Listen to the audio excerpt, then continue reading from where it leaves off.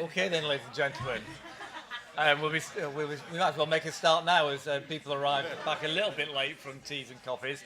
But we are on a deadline to finish by 4:30 today. So what we're aiming to do is finish this session by about quarter past 4. We've got 3 great speakers lined up for you, hopefully thought-provoking speakers as well. What we're trying to do in these afternoon sessions is to highlight some of the great practice which is going on now and trying to inspire the industry to change. I know the session before when we look at education, some 3 great projects there, and I'm sure that the 3 projects we're going to hear about now as well, and the 3 programs will show how we can broaden that talent pipeline going forward. So our first speaker is going to be Kath Moore. Kath is the Managing Director of Women in Construction. So if you'd like to put your hands together and welcome Kath up to the podium. Great. Hi everybody, I'm really delighted to be here. So I'm here to talk about positive action to encourage and support women to work in the construction industry. Okay, so Women into Construction has been a not-for-profit company for 4 years now, but it's been in existence for 10 years, and we work with contractors and clients to develop positive action programs to support women, as I said, to enter and remain in the construction industry in both London and Birmingham. So I don't need to tell you about all the opportunities in construction. We're all very, very well aware of how much construction work there is going on at the moment. So moving on. So looking into what the industry needs. So the industry needs a skilled and experienced workforce, able to adapt to the demands of site work, and trained women who are getting into the construction industry want an opportunity to apply the skills that they've learnt in college or at university. I'm from construction myself. I'm a carpenter. So I trained when I was 19 and worked on site for several years, and went into teaching carpentry when I had kids because the site hours were just not really conducive to having kids. And when I went into the industry, I thought, what a great industry. This is so exciting. I'm earning twice as much as my friends, including those that have been to university. And it was, I just loved it. I loved the whole project-based approach, the fact that you work in a different place all the time. I had quite a lucky break getting onto site and worked for a really good firm. I was the only woman on site. And I just thought, this is strange, such a great industry. And then I just thought, oh, well, there'll be other women who'll be along soon. And it wasn't actually the case. So then when I was teaching carpentry, I realised that the guys that I was teaching, so I'd have a class of guys, 1 or 2 young women in there, and the guys would get jobs just like that. The women would often be the best on the course. So, and that was more about attitude. So usually the women had particularly chosen to be there. So they were very well motivated. You know, they worked hard and they really honed their skills. But it was very difficult for them to get into the industry. And it made me realise that, oh yeah, we've got a bit of a problem here.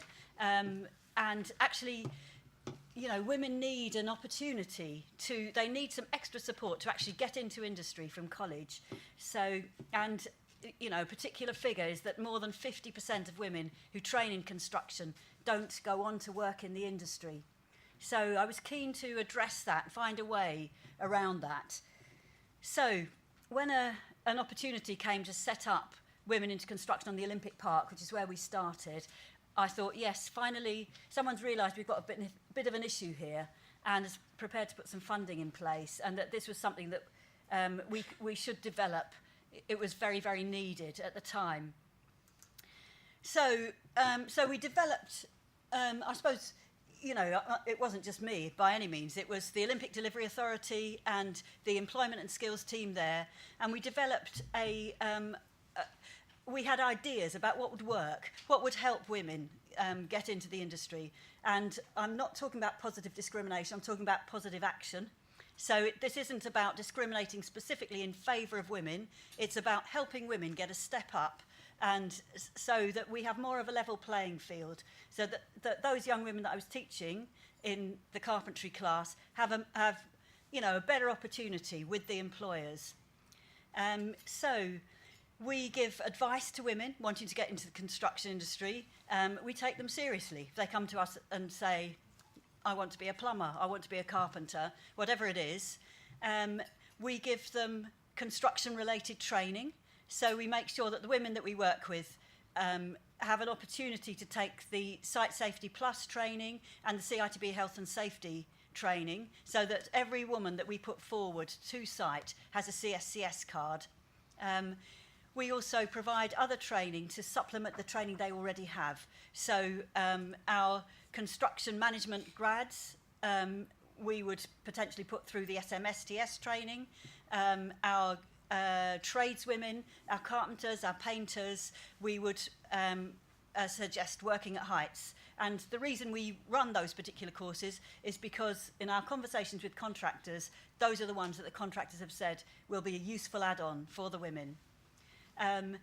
We help women with work placement, so we work with contractors. Our work with contractors is absolutely key for us.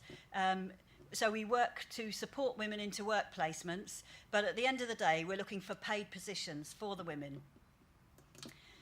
So a bit about work placements. So we offer them to contractors for free. The whole of our service is free. We're funded mainly by the CITB, which is a fantastic opportunity for the contractors to engage with us and to and to use the benefit of the CITB. I know a lot of you pay the levy, and so this is one of the advantages of paying the levy.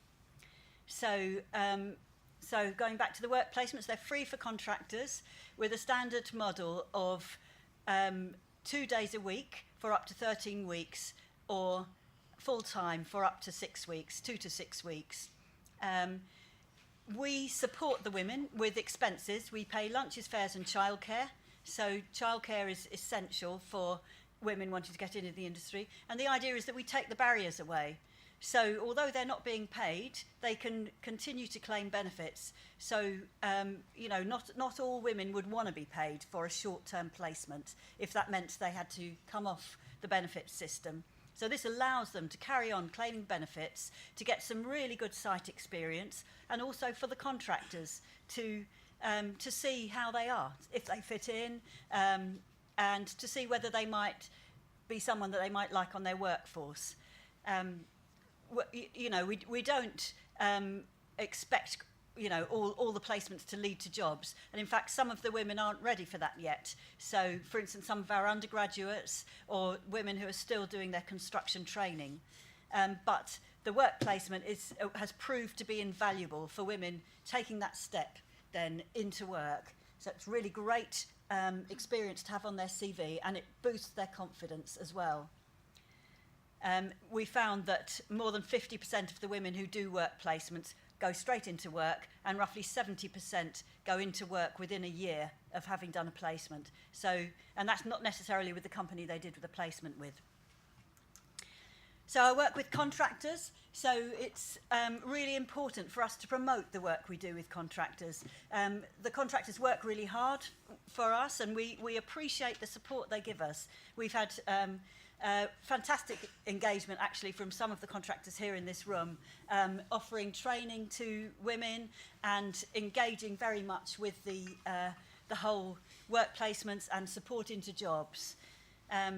So we also want to look at what it is that you want and see how we can support you with your targets. So for instance, if you're trying to meet a Section 106 agreement and you need to recruit local people, we can filter down and give you women from particular boroughs. 65% of the women we work with are from a BAME background, so which would mean that the women coming out to you would also represent that group. We like to recognise the work that contractors have done, and that's both through our website, and also we have a celebration event every year to recognise both the women and the contractors. We began as a project on the Olympic Park and found having that client involvement and the client actually saying to the contractors, we really want you to work with women into construction. That was hugely valuable for us and opened lots of doors with the contractors. So we've developed similar partnerships through the years. So with Crossrail, we're now working within the Tideway offices and who've actually given us office space as well, because they're very keen for us to work with their contractors. And we're working with HS2, both in London and Birmingham. Again, that client relationship, the client wanting to increase gender diversity and diversity generally on their sites gives us a way of then going in, working with the contractors and being able to say, okay, right, we can help you with this. So the client has set a target, we can help you achieve it. Outcomes, so we're a very small organisation. We've trained over 1,200 women and supported more than 700 of them into employment. We're very proud of that. Some of the women that we've worked with are now ambassadors for us and go out and speak to other women and also to contractors about their work. They're proud of the work they do. Right, so now this is the important bit. These are the women. So this is Michelle. So she came to us having worked in housing, but without a kind of direct construction background. But she was very keen to get into construction, and she was particularly interested in health and safety. So we supported her with the NEBOSH qualification, as well as her CSCS qualifications, and she did 2 work placements with us on the Crossrail site. She then gained a paid position with Skanska as a health and safety officer, and she is now moving up through the ranks.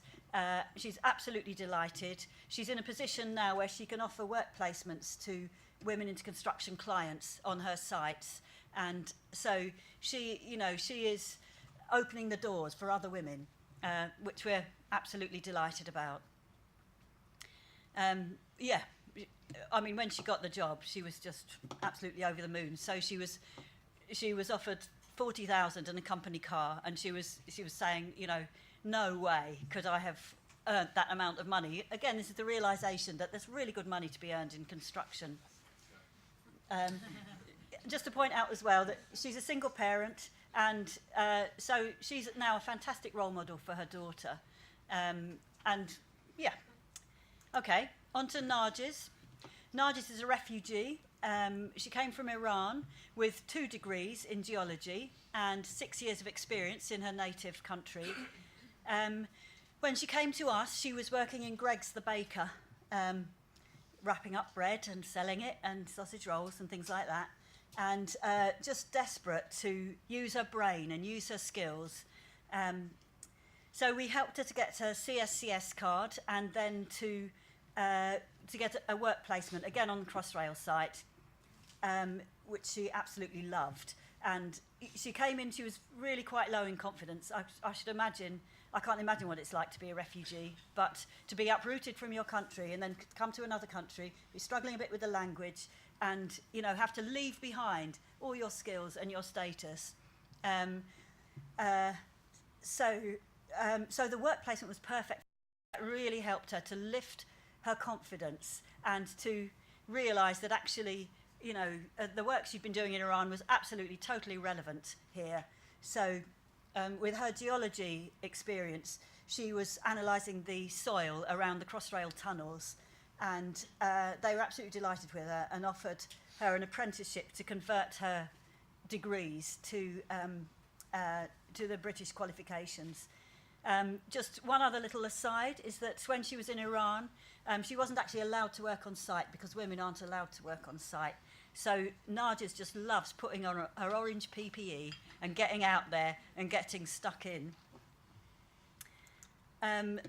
These are 3 of our carpenters. We've got Rachel, Ray and Annika. And Annika on the end, I actually taught carpentry to. So I was teaching her when I left the job to come over to the Olympics. And she was just coming to the end, so we, I was teaching level 2 carpentry. She was just coming to the end of her qualification, and she came up to me and said, Kath, I'm going to have to leave. And we were kind of 6 weeks off the end of the course. And I was saying, no, don't leave, what's the problem? She said, Kath, I'm pregnant, I can't stay. So she was 19 at the time. And she said, I just can't. I can't be in this class with all these guys and be pregnant and have this, this lump. And so she left. I was very disappointed. But then a few years later, she was back. So she came and we managed to find her employment on the Olympics, and she finished her qualifications and is now working as a shuttering carpenter. The other carpenters, so Rachel on the end did a shuttering carpentry apprenticeship. Rachel's a fantastic young woman. She came from a really difficult background, but she's got so much energy and so much life, and carpentry was just perfect for her. She's now progressing into construction management, and she's just wonderful. She's really great for the industry. She brings this wonderful liveliness and enthusiasm about the industry.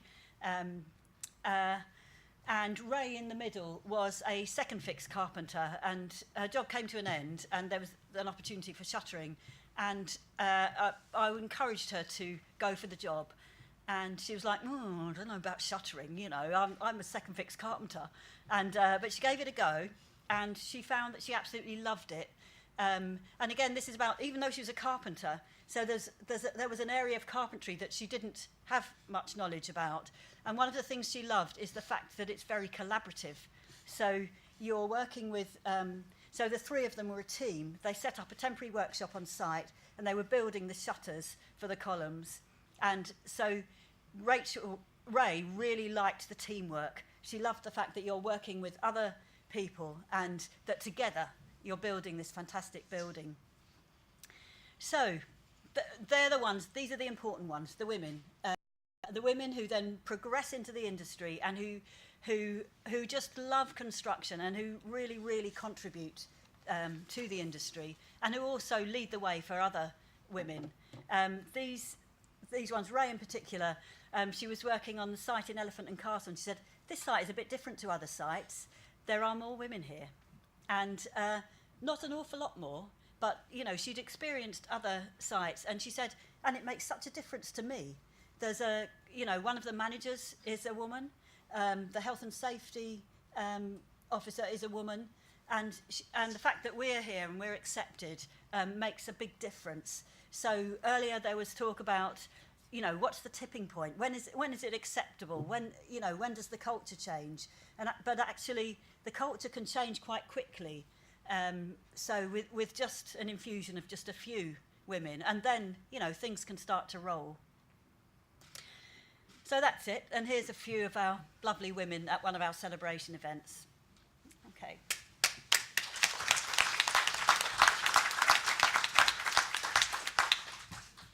Kath, thank you very much. And some really inspiring stories there.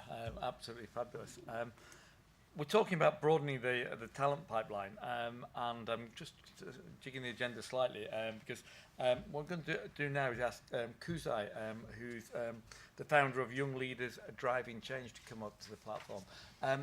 Now, broadening the talent pipeline it's not about reaching people who are easy to reach. It's not about low-hanging fruit. It's about reaching people who are difficult, and we need to get them to engage in society.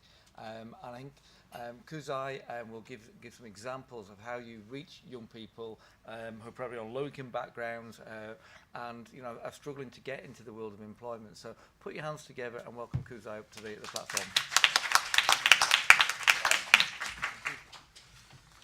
Good afternoon, everyone. So just to start off with, I'll just start off with some ground rules, right? I do this everywhere I speak. So if I say something that you might not understand, just put your hands up in the air and just do that, all right? It can be a word that I might say that's slang, or it might be something that you might not understand fully. Just put your hands up in the air and I'll know to track back a little bit. And thank you, Nikki, Jeffrey, and Dr. Susan. I don't know if she's here. I love the conversation beforehand, and thank you, Ian and Kath, for your speeches.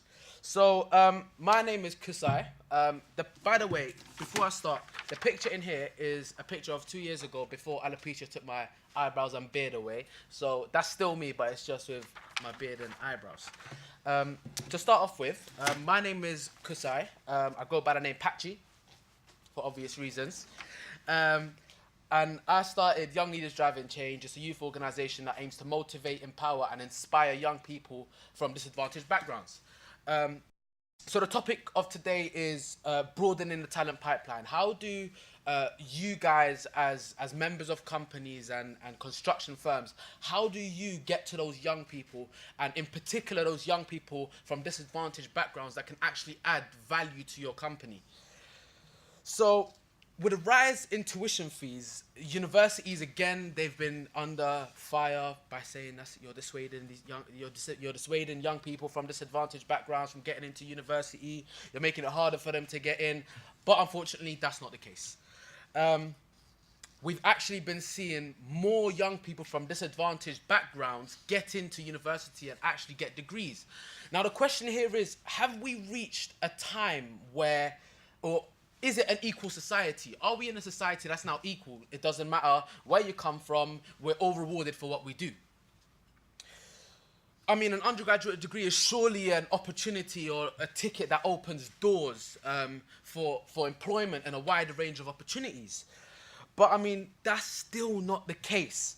What you find is that graduates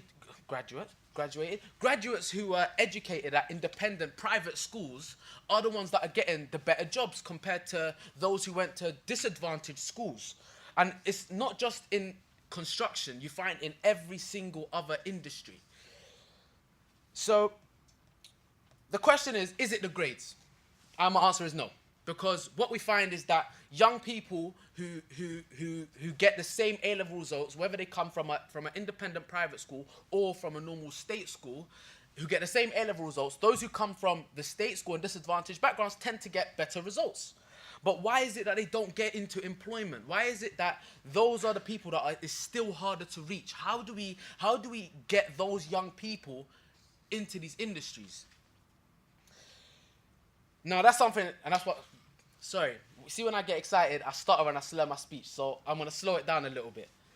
So this is where I come in, and the first thing that I will say is that as young people, we've got power that can move mountains, ideas that fill up the ocean, and we've got dreams bigger than the world itself. Now, how do we get those young people that have such big aspirations and such big dreams to come and work with you and everyone here? How do we get there? Now, the first thing that I want to say is investing in the youth, investing in grassroots activities, invest in those young people that come from, not those young people, sorry, the foot soldiers, people like myself, and maybe there's some others in this room that are on the front line dealing with those young people every single day, day in and day out. Those are the people that can relate to those young people that you want to get to. Those are the ones that gain the trust from the young people that you want to get to. So those are the people that you want to build relationships with and try and build long-term relationships with to try and get into those systems. Now, that can be, whether it be through a school, whether it be through organizations, youth organizations, whether it be through universities, colleges, find a way to get in. And once you get in, that's when we can start to build from there. And investing in relationships with those grassroots organizations is the key to broadening the talent pipeline, creating a streamline from primary schools to secondary schools to colleges, universities, and then even through other youth organizations as well. Now, I just want to take a quick detour. Let me slow down. I want to take a quick detour just to tell you guys about my journey. Now, with me, I was just a young boy from the ends. Everyone understand that? Yeah? Usually I get a few X's. So I was just a young boy from the ends. And I didn't really think that there was anything more to life. There were no... Is that... You got it? Yeah? The ends means the area that I come from. So most places that we find that are from less privileged backgrounds, we just call it the ends. It's not like the hills or... You know what I mean? But what I was going to get into was that coming from the ends, growing up, the only role models that we have are probably the local drug dealers, the local chicken shop owner, maybe the corner shop owner, and the people that we see on TV. And everyone else is just average. We don't really see people who are actually in construction. When we don't really cross paths with people that are, for example, management directors, with recruiters, with people in HR. We don't really see those people. We don't really communicate with these people. It's like it's a whole different world to us. And the first barrier is that when you guys might come to our schools, for example, I went to a bottom 40% school. When every time people would come to our school and talk to us, it's like you're talking at us, you're not talking to us. You're coming, you're telling me what you're doing, but it's like there's a miscommunication. I'm going to get to breaking down that barrier real soon. Now, with my journey, so an organization called Access Aspiration at the time, Zoo over there, she worked for that organization. They came to my school and told me that, listen, we're here. Any industry you want to get into, we can get you in there. Anything you want to do, we can get you in there. And I'm sitting there like, rah, all right, you're saying I can see these management directors and CEOs. All right, why not? I wrote my name down. I said, you know what, let me try this out. Boom, I done that. And then I get an email, and an email saying, all right, these are a list of opportunities. Which ones do you want to get into? Rare basically means and so on and so on and so on. No X's there? All right, we're good. So I got the email. I applied for it. I ended up having actually a 20-minute meeting with the CEO of EE, Mark Hilera, and I would have never thought I'll be in the same room as that guy. We ended up having a good conversation. I can't remember what it was. It was in 2013, but we ended up having a very nice conversation. Now, my point is that before that, I always thought that those people that are at the top jobs, like, I can't talk to them. Like they don't know where I'm from. They don't know where I'm from. We can't communicate. There's a miscommunication. And that's when I said to myself, you know what? There's more to life than chicken shops and drug dealers. You know, these guys make serious money and they're not doing anything dodgy. It's clean money. Who doesn't want to do that? Do you know what I mean? Less risk, more money. Why not? Now, that planted a seed in my mind, telling me that, you know what? I'm going to go at it. Like, it's achievable. I can do it. But the problem is that I'm only one. And there's so many other young people that come from my environment and come from who are like me that might not be exposed to that. And the responsibility is on you. The responsibility is on you. And investing time and resources into those young people is the most important thing. No matter what you do, whether you're a receptionist, right, at a construction firm, or even a management director, you've done something. Now, if you go into a school and speak to someone, you might vlog your day, you might do something. You're doing something that might help someone who might not be interested. You're catching their attention. And then from that, they might say, you know what? I might want to be a secretary. That's my foot in the door. And then through that, they might find something else that they want to work into. So it's just providing access and opportunities for those young people in the first place. Now, quick question. Who here watches football? Football. Lovely. Who here knows about Messi, even if you don't know about football? Right? A load of people. There you go. Now, what I want to say is that with Messi, the interesting thing about Messi, and I'll tell you why I'm going into this example, is that when he first started playing football, he was too short. He was too short to play football. Barcelona paid for a surgery for him. He had a problem with his knee. They paid for his surgery, and they signed him on. He's the highest goal scorer. He's had the highest assists with them. He's won Champions Leagues. He's won the La Liga. He's won numerous things with them. And the reason why I'm using that example is because Barcelona were the incubator for Messi. He's never leaving that club. Do you know what I mean? He's never leaving that club because they're the ones that gave him the opportunity that no one else did.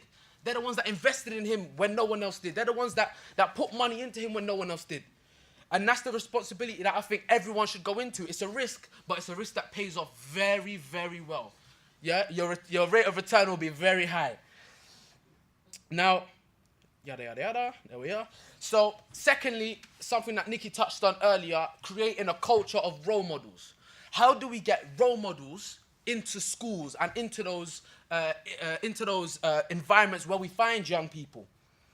Now, if I was to ask you guys today, actually, this is probably the wrong crowd to ask this question because you guys are engineers, but why do cars have brakes? To stop, all right, what else? So you can go faster. Yeah, you've seen that one. Yeah, basically, the initial answer is to stop, to slow down, but it's actually for you to go faster, because if you never had those brakes in the first place, what you find is that you're driving at 10 miles an hour and you want to go from northwest London, you want to go to central London, it'll take you like 2-3 hours. Do you know what I mean? And the fact that we've got brakes, that helps us to go faster, because it gives you the confidence to speed as long as it's within the legal limits. All right? But it gives you the confidence to speed and get to where you want to get faster. And that, again, that's what your responsibility is as people who work for these companies. You need to be the incubator. You need to apply brakes onto those young people, because we've got burning passions for things that we've got interest in. And if you do apply these brakes, you're gonna get not just a young person, you're gonna get an asset to your company that's gonna take it to the next level, right? The way they might see something will be different. Everything that happens will be different. Now, I've already done that. All right, now this is the most important part. How do we connect with those young people, right? Everyone here has a smartphone, right? Yeah? Yeah, everyone's got a smartphone. So your smartphone is your key. Technology, technology, technology. I've got bloody 2 phones. And like CECA said today, I've got a tablet. We're always on our phones. We're always in technology. Now, what if I told you that your technology and your social media is your key to get into those young people? It's your key to expose in a whole different world to them. Because what you find is that if I went into YouTube right now and searched, I don't know, how to get water in Zambia, there will be a video of someone connecting water to Zambia. Now imagine I'm just a young person who's interested in, I don't know, how to make a motor, how to build a bridge, how to build a fence. All I've got to do is search that. And it's the content. That's how you catch these young people. I mean, I'm sure that in all of your lives, right, everyone here has a different personality. Everyone you're sitting next to is different to the person. That doesn't make sense. But my point is that everyone here is different. Everyone here is different in their own way and unique in their own way. Everyone here has a personality. Now, you coming to speak to me at a school, you're coming as, I work for, let's say, CITB, and I'm here representing the company. That's not you. That's you representing the company. I'm talking about you as an individual. Sorry to pick on you, but what is your name? Simon. Simon. So Simon, you've got a personality, right? You've got something that's unique about you. Now, imagine if you had someone, right? You might know someone who's good on editing and cameras, come around with a camera and record you for a day in your day job. What do you do, if you don't mind me asking? Business development director. Business development director, there we go. Someone just following you with a camera on what you do on a day-to-day basis, right? You might think, like, who's gonna watch that? Who's gonna watch that? The key is consistency. You might want to do a TV series, I don't know, in the life of walking in the shoes of a business development director. And then in the same company, you might say, you know what, CITB, walking in the shoes of a management director, walking in the shoes of a construction layman worker, walking in the shoes of someone in the HR. Every episode that comes out, you're showing them different aspects to that workplace. Right? And now you've changed the game because you've done something that no one else has done. And you're using social media to your benefit, which then in return gets us on your side. It's as simple as that. Now, I'm running out of breath because I'm fasting, so just bear with me. Now, again, technology, like I said. Now, just linking it back to my previous points, as well as the vlogs that I mentioned. We know about Insight Days, right? Now, I know that there's some businesses that might not be able to afford to bring young people in, for example, right? What if I told you don't have to bring them in? Someone holds a camera, they're the young person, the camera's the young person, and exactly what you do on an Insight Day is exactly what they see in the camera. So now you've turned the Insight Day into a video, right? And that's another way. That way you can reach a lot more people rather than 20 people that come from London Academy or 20 people that come from another school. You're reaching a wider environment. So diversity, so another thing that you can do is focus resources and allocate resources, looking at, for example, diversity schemes. How do we get those young people from a specific background or from a socio-economic background? How do we get those young people to be interested in what we do?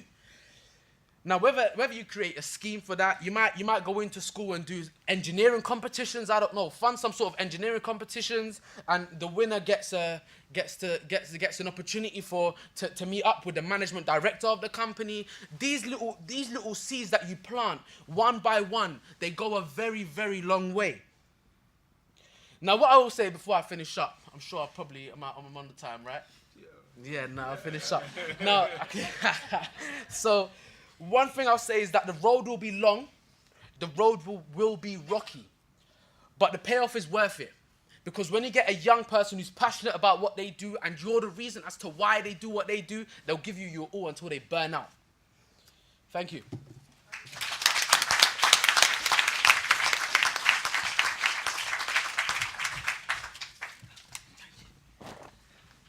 How do you follow that then? I think I said in the last session, I said about trying to communicate with young people in various sports clubs that I'm involved in, that the problem was me, not the young people. And I think I've never been more eloquently explained than we've just had there from Kuzai. So thanks for that, Kuzai. Yeah, it's about how we communicate, and we've got to change the way we communicate. The first two examples we've had since the break then have been about engaging female audience, engaging the young people into our businesses, and that's about widening that talent pool and being very specific examples. What I want to finish up with is an example from the Mayor's Fund for London about how do we develop a strategic program, an operational program within our businesses to actually engage young people and people from different backgrounds, so we widen that talent pool across our businesses. So I'd like you to welcome to the platform CECA, who's the Head of Programme Performance and Social Impact at the Mayor's Fund for London.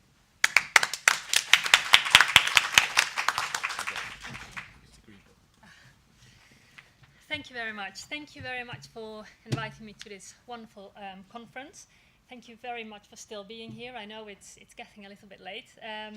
When I saw the agenda, I was thinking, oh, I'm on at the end of the day, so I have to make sure I'm going to be interesting and engage the people. But I've got enough kind of interesting things to talk about and to share some examples. Then I noticed I was on after Kusai.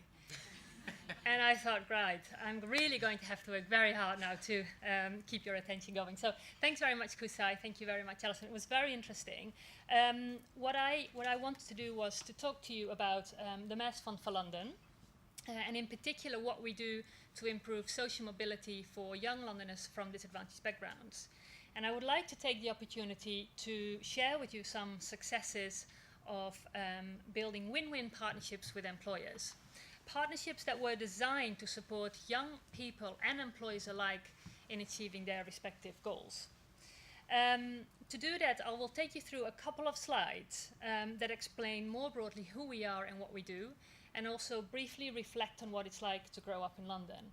I will whiz through those quite quickly and then spend a little bit more time on sharing some experiences of what has worked for us in engaging employers both operationally and strategically in the topic of diversity. I did bring a couple of printouts of my slides, so if anyone is interested, when I go a bit quick through some of the slides, please feel free to come and speak to me afterwards, and I can give you a copy. So let's start at the beginning. Who are we? The Mayor's Fund for London is a social mobility charity. We support young Londoners from disadvantaged backgrounds, and we prepare them for the world of work. We were set up by the previous Mayor of London, Boris Johnson, and the current Mayor of London, Sadiq Khan, is our patron. We're an independent charity. We don't receive any funding from the Mayor's office, but we obviously work very closely to the mayoral office in his agenda. We have three kind of core focus areas in working with young Londoners between the ages of 4 and 24. We focus on well-being, on core skills, and on employment and enterprise. And our view is that growing up in London is should be so much more than just about getting by. What we want to do is to make sure that we increase access of young Londoners from disadvantaged backgrounds to everything that London has to offer from an employment perspective, regardless of their background. There we go. So, as I mentioned, we're an independent charity. We're quite a small organisation. and we raise funds for a number of projects. And even though we're a small organisation, we have built extensive partnerships across London, which means that in 2017 we supported over 35,000 young people. And we worked in partnerships with over 200 employers, over 420 schools, I believe, around 80 provider organisations. And provider organisations, for those of you who are not aware, are organisations that provide employment support to young people. So it could be organisations like the Prince's Trust, Catch-22, local authorities, etc. And through those partnerships, we're able to reach young Londoners across all 33 boroughs. I have also highlighted a number of kind of our core projects that I think are relevant for the conversation today. And they effectively all link up young people to employers and vice versa, and they help young people to build aspiration, to develop employability skills, and also to help young people directly into work. I won't go through them in great detail, because I mentioned Access Aspiration. My colleague Zoo is here, and Zoo is looking for volunteers. If there's any of these projects that you're interested in volunteering, please come and find us afterwards. So as I said, I won't go through them in detail. It's to give you a bit of a flavour of the kinds of projects that we run. This, very briefly, our approach. As I said, we're Pan-London. We very much work in partnership. And I suppose the other kind of key thing to point out is that we try to design interventions that have a lasting legacy, so that we create an impact that goes beyond the immediate lifetime of projects. So we're not just supporting young people, but we're also helping to create and strengthen the broader infrastructure that they are part of, to make sure that by the time our funding is finished or our project is finished, that the benefit can continue.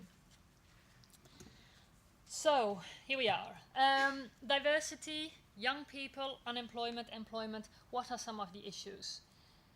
I think most of us would probably agree that London is a fantastic place if you have ambition and a desire to make the most of your talent.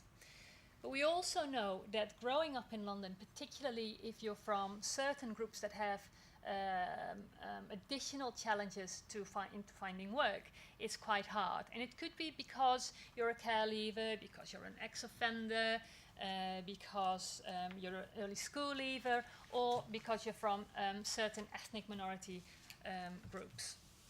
And one of the stats, so there are some stats that I put on the right that essentially speak to different areas, different components of diversity. So it's age and ethnicity on one hand, and how that's related to unemployment and the risk of living in poverty on the other hand.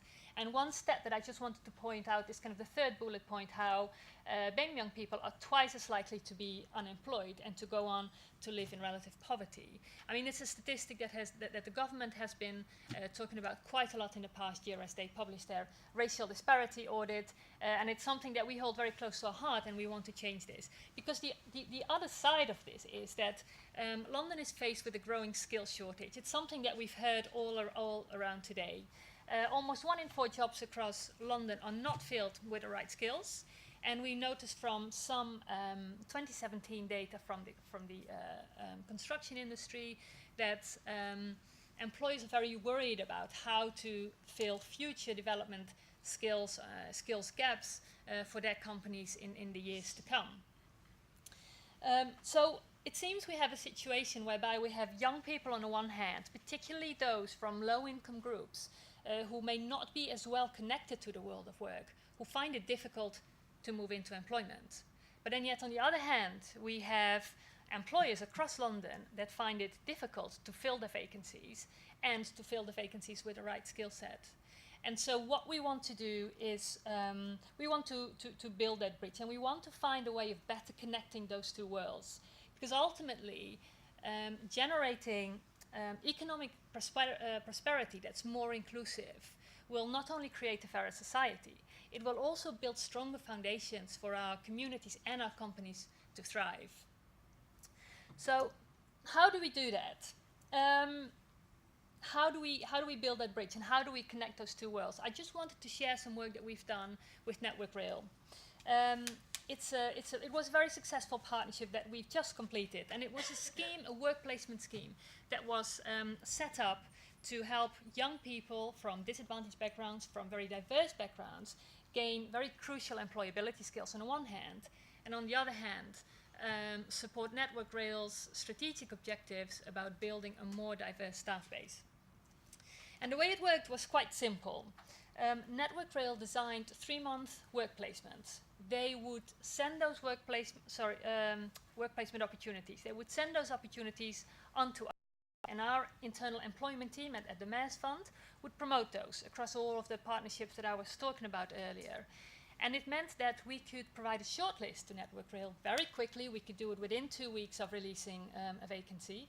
We could provide them with a shortlist of capable candidates from diverse backgrounds. And all that Network Rail had to do, because we managed the recruitment process from end to end essentially, all that Network Rail had to do was interview the young people and to make the decision about appointment. At that point, when the appointment was made, the Mass Fund for London employed those young people. So we had a special purpose vehicle that we put in place that would allow us to employ 17 or 18 young people over a period of 1.5 years, I think. And it meant that Network Rail did not have to allocate those young people to their overhead. And it also meant that the Mass Fund took the employment risk.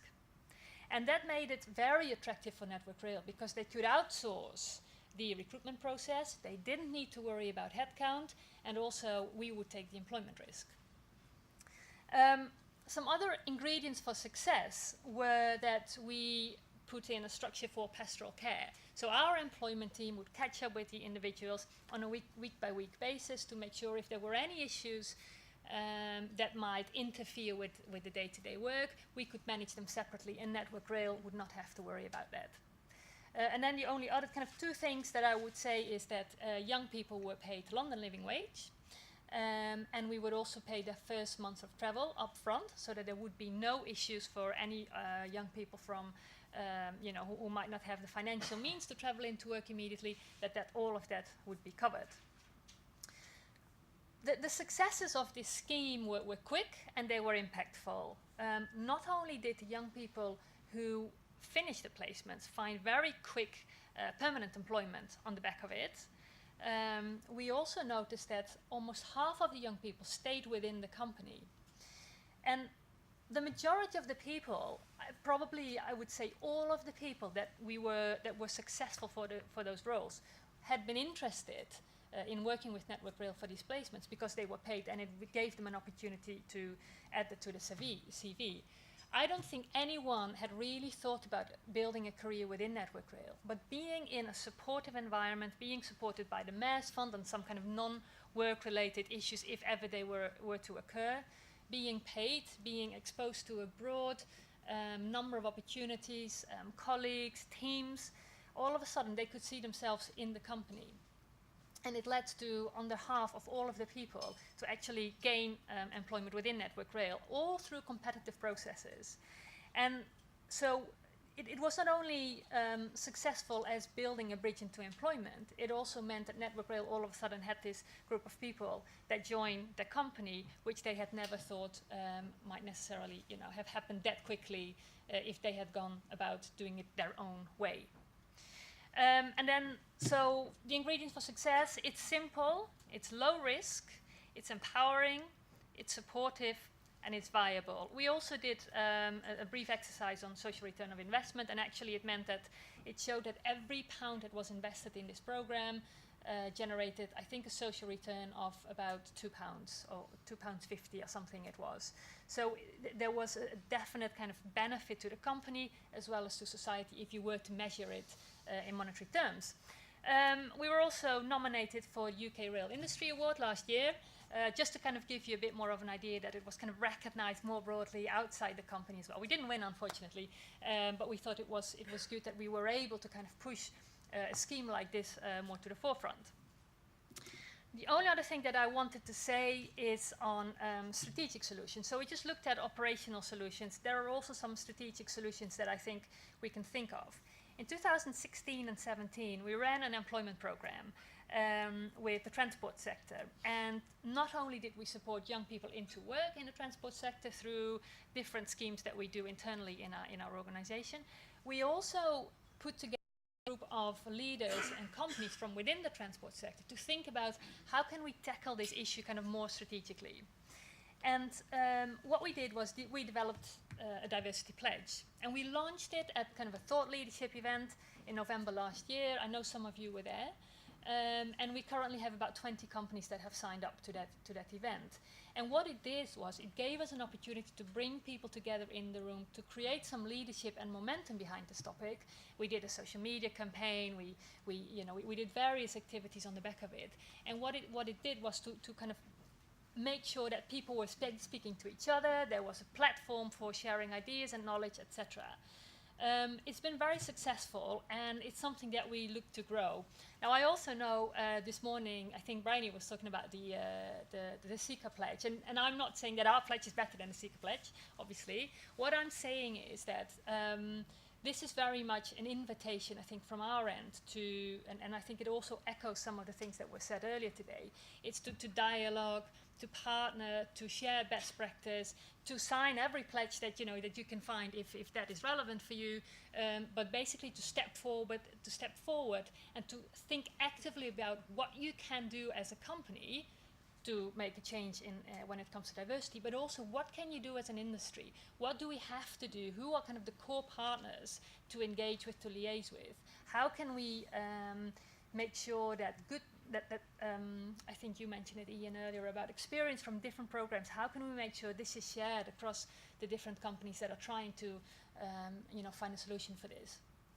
And so what I wanted to do essentially was to invite you to speak to us if you're interested in some of those opportunities, if you're interested in finding out more about some of the practice and the success that we've had, but also to engage with each other, to liaise with each other, and to see how we can make that next step. And we'd be very happy to be part of that conversation. So thank you very much.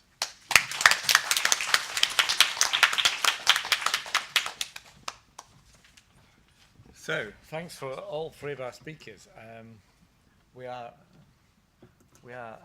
running a little bit behind schedule, but the good news is not running as much behind schedule as the people downstairs. So we have time for a few questions. So a few questions from the floor. The microphone's down there, so I'll come over with the microphone.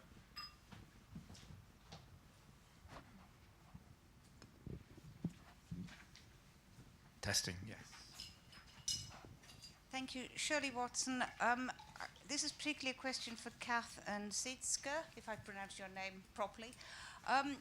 Both of the examples you gave, you highlighted that people, particularly with Kath, people who had some construction skills were not able to get jobs. And CECA was saying that these were people who really wanted to work in the industry, but a charity was in effect having to fund their 3-month internship before Network Rail would take them. And I wonder, have employers gone away from taking what I call raw people to the industry? Because we all have to start somewhere. And are they expecting that people, you can't get a job unless you've got some experience? And if that's the case, I don't know how any of us would probably have been here today. Yeah. Because I left university, I got a job, Wimpy's took me on, and I was on a training course. I had a degree, but I did not have experience. And have we, I think it's Sir John Arlott is saying that employers have to face up to the fact they need to do some of the training themselves. And I know it's not a black and white thing, but it just strikes me that that is something I hadn't realised was so prevalent. I think it's all apprenticeships, aren't they? Well, not necessarily if you're a graduate, you know. I think What you just described, we should be doing. And Kath was talking about people who already had some skills. so. Who'd like to take that question? Kath first, or Yeah, please go. Kath and CECA. So, because I was keeping it brief, I focused on women who already had some experience of construction or construction training. So, of the women we work with, about roughly 40% are grads or undergrads, another 40% tradeswomen, and another 20% are new entrants. And I can say that there are 2 companies here today that we are working with on the new entrants to give introductory training in areas such as traffic marshal and basic construction skills, who have promised potential opportunities for these women on completion. So we are absolutely engaging with contractors. My experience is that contractors are very aware of this, and and very willing to support. So, CECA? Yeah, I would just like to add, I think the scheme that we ran with Network Rail was designed for young people to gain work experience. The people that we worked, so Network Rail paid for the salaries, it wasn't us doing that, so they were funding that, and they also paid us an admin fee essentially to run the scheme. So we made it very easy for them in that sense. But I would also say that I think the good thing about this scheme was that young people were given an opportunity for work experience on the back of whatever education they had. And it was a way for them to build their CV. In the process, what transpired, and it was something that neither of us had realized would happen quite as quickly, was that those young people were quite a good fit with the company. And they found different opportunities in the company. Network Rail, when we spoke to them, said, we have a certain way of recruiting people. We always get the same people. We need to find some different people, but we don't know how to go about it. So we said, we help you. We help you to, and of course you cannot promise us that you're going to take on all these people. What we can do is do a work experience, work placement scheme. Let's see how that goes. And lo and behold, almost half of them stayed in the company. So I think it's slightly different to apprenticeships where people have an interest already in the sector. I think a lot of the young people that we worked with were not necessarily interested in working for Network Rail, but all of a sudden when they were in the company, they realized the potential of a career in the company. I'd just like to add a personal perspective to what you're talking about as well. When we looked at the stats which were said about the number of young people and the number of people from ethnic minority backgrounds who are unemployed, and then you look at the job opportunities which are available across London, you say, well, surely can't match. We must be able to match one up with another. But it's not about that. It's about aspiration and people. And Kuzai, do you want to come in on that, because it's about that aspiration, and you talked passionately about it. But it's that the belief that people can get a job and can actually go and work for these organisations, isn't it? And I'm not sure that from my own background, kind of nice middle class background, your parents tell you you've got a belief to do it, and you've got access and opportunity. But we've got this kind of disjointing of society, which and that's where we have to invest to reach the difficult to reach people, to give them the belief. Kuzai, do you want to Can I just add that I think when talking about access and providing opportunities, that's the dilemma. That's the exact dilemma that whenever I'm speaking to people who are I'm Generation Z, so I'm the latest one, and whenever I'm speaking to people my age, I'm always finding the same thing. I'm always finding the same problems. Like, all right, we want to get jobs. You say you want people with experience. We've just gone through the education system. We've just finished our degrees, but then you're saying that we're not good enough. So it's kind of like what was said in the previous panel. We need to get at these young people from early ages. Literally, one thing that I noticed as well when looking at the disparity between young people who come from disadvantaged backgrounds and those who come from middle class backgrounds was that although you might get the same grades, I think what employers are starting to value more are the soft skills that those who come from disadvantaged backgrounds aren't exposed to. So even if it's providing training sessions on how to network, how to communicate, things like effective listening, effective leadership, like these soft skills that we're not really taught in school, and our environment doesn't really allow us to build on them. I mean, walking down the street in the ends, no X's, we're good. Yeah, walking down the street in the ends, it's like you're focusing on where you want to go, and you might look at someone weird, or someone might look at you weird, and you don't know why they're looking at you. So taking that kind of paranoia in a sense, like every time, it's hard to put if you don't understand where we're coming from, but it's like, how can we be networkers? How can we communicate with people when I can't even hold eye contact with someone for 2 seconds? I can't even hold eye contact. How can I hold eye contact with someone and try and smile? Where we're from, that's not how it is. It's, I see you, all right, I know you're there, but I'll just look down. Do you know what I mean? And that's kind of the skills that I think we need to target, because that's a very important point, and it's something that really needs to change, and it can only change by your help. That's it. One of the problems is how, as employers, if we try and do it ourselves, we probably don't have the skill set internally in our organisations.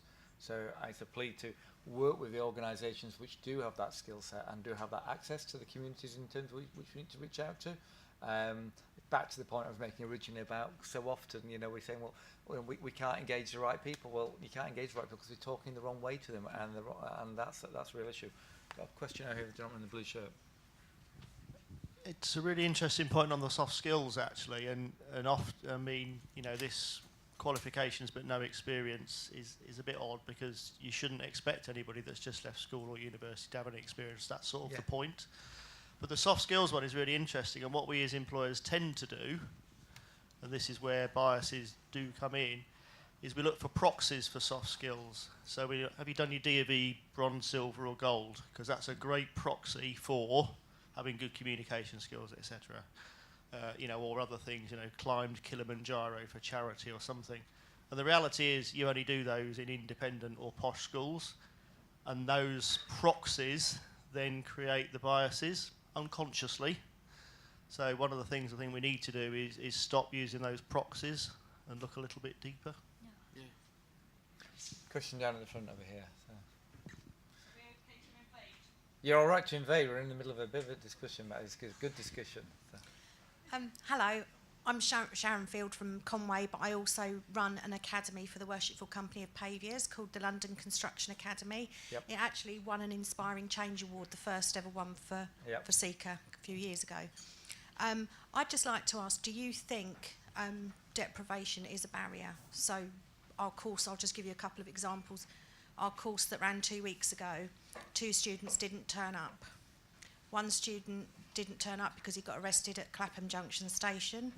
In his own words, didn't realise that the trains would be so busy in the morning he would have to fight his way onto the train, which he did and got arrested. The other student didn't arrive, but he said he didn't realise that the train fare was going to be so expensive. So whilst we had said if you need travel for the first day, I give them an Oyster card when they arrive, but again, wasn't equipped with the information to think that if he travels before 9:30, that the train fare was going to be too expensive. So he had enough money to travel after 9:30, but not enough money before. So do you think that is a real barrier, these assumptions we make running academies or running employers? There's been a lot of talk today, but I think we need to address the actual issues that young people and people that are just unemployed, they're making a decision based on, can I afford to go on this course, or do I need to go and do my shopping to live? And that is the decisions they're making. And I just wondered how much of that you believe is accurate. Yeah, I mean, when it comes to deprivation, I think deprivation, it transcends the body as well. I think it's as well the fact that it's not just poverty in the environment that we're living in, it's kind of even in our minds. It's like a prison. And what you kind of notice, I mean, it's a gift and a curse. And what I always tell the people that I work with is that coming from the environments that we come from, it's a good thing. But the hardest thing is transcending our environment and then using the skills that we learn where we come from and then using those in the real world. Like there's a lot of skills, like for example, body language, right? That's one thing that I've picked on as a skill that I think people who come from disadvantaged backgrounds and areas where it's very poverty stricken. Body language is one of the most important skills you can have when you're in boardroom negotiations, when you're in interviews, when you're discussing things, and it's the ability to be able to read the person opposite you. And enough times you be walking down the street and a simple nod, it's like you just had a 5-minute conversation.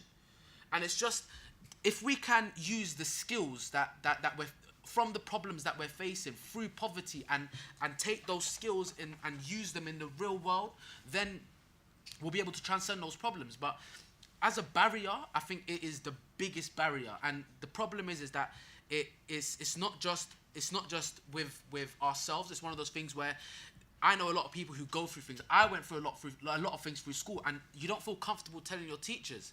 And then there's a lot of teachers that might brush it off as if it's you're all right. Just because I might be turning up to school late. I might just be silent. I might come into school and not speak at all. Why am I antisocial? Why am I angry? And there's a lot of causes that spark this little bit of anger.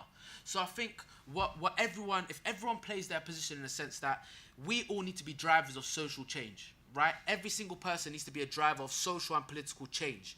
And the only way we can do that is that if we get to a position, or you as an employer manage to get someone from work experience, then you can try and get them to tell their people about their experience. Because at the end of the day, the only way we can get out of the cycle that we're in is by a revolution. And I'm not talking about one where we go up in guns and shoot up the place. I'm talking about revolution of mind, changing the way we think.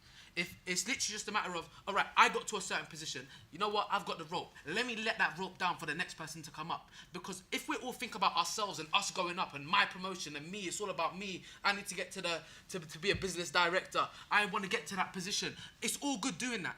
But are we giving back? Are we helping? Are we helping our peoples? Are we helping the people that we're growing up with? Because that is, I think, the way we can get out of that environment. And it all starts, again, like I said, it all starts with those who can give. And those who can give are in this room today. So that's just something that I want to leave you guys with, is that everyone here has a capacity to give back. So please give back and you can change someone's life. Fabulous, Kuzai. And Kath, very quickly. So just on another point about, practical reasons why people don't attend courses. So this is the reason why women into construction pay expenses for women. So to allow them to do training and to take away that particular barrier and to allow them to do work placements, and then to be able to, not have to worry about the money side and just concentrate on the actual. And Saskia, you want to Just come back in? just very briefly, I think, just to add to the point, I mean, I think you very much talk about the individual and what you can do, and kind of there is a link, I think, between kind of deprivation on one hand and kind of the level of aspiration that you can have because of what you're aware of your surrounding and what's potentially out there for you. I think there's another thing that we have to be mindful of, which is a bit more systemic, which is that a lot of jobs, without us knowing, are filled informally. So someone hears something about an opportunity from someone else and decides to go for it, or has a conversation with a colleague or the neighbor of, etc., etc. If you're not connected to the world of work, if you do not live in a community where professional jobs are kind of routine, or whatever job is routine, it's much harder to break into it. And if you talk about London, and I'm sure it's similar for other parts of the country, it's so competitive. So if you then have to compete with someone who's on the in, it's very difficult to kind of make that first step into the world of work. Thank you. Thank you to the panel. Three very diverse examples of what can be done in terms of widening our talent pipeline. Let's put our hands together and thank the panel.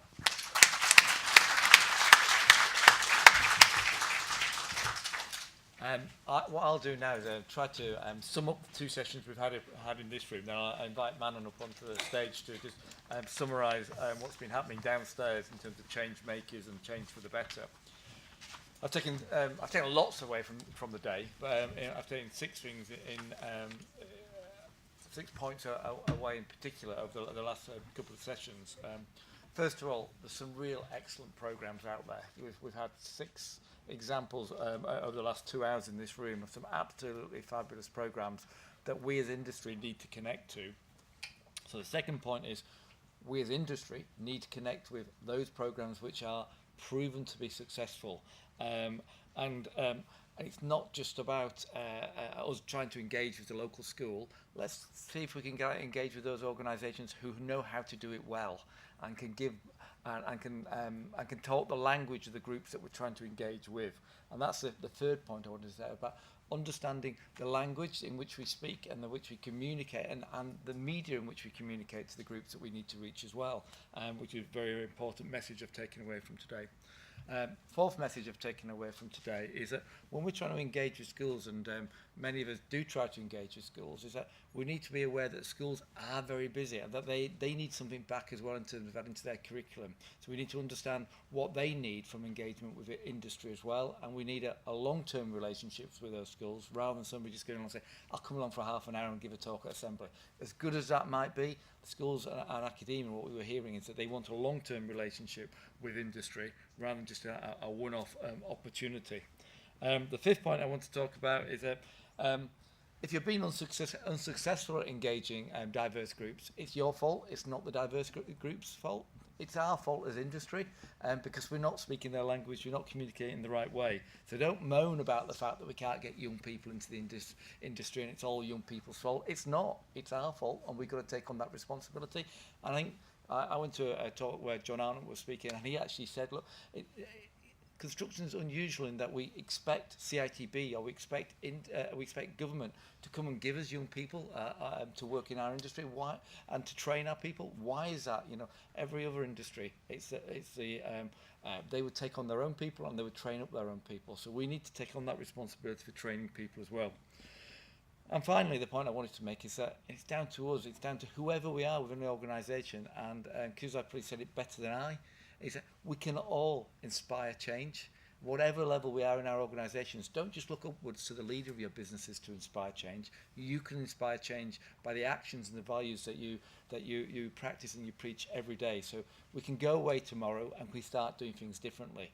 And when all is said and done, usually much more is said than done. What we need you to do is to go out and do things differently in your business. And if you do things differently in your business, and we learn the lessons of today, we'll start to see a change within our industry. So hopefully that's a nice summing up of what's happened over the last 2 hours in this room. What I'd like to do now is invite Manon up to do a similar summary for what's been happening downstairs. So Manon, to the podium. Yeah, thanks, Ian. Well, it won't come as a surprise that some of the lessons that came out of downstairs are the same lessons as you've just summarised now. So what we heard downstairs was we heard about employee networks from Network Rail, how to create a truly inclusive organisation for people with disabilities, and delivering real flexible working. That was the first session. The second session was talking about how TfL has changed their executive recruitment to be much more diverse. We had some analysis of the gender pay gap figures from CMI. And then award-winning Graham Construction was talking about the importance of fairness, inclusion and respect. I'm sure we all agree with those things.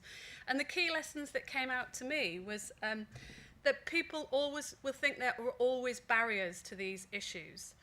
And sadly, the barriers that were referenced were time, cost, and sadly, cynicism and arrogance. But they can be overcome. Everybody was agreeing that there are ways to overcome these.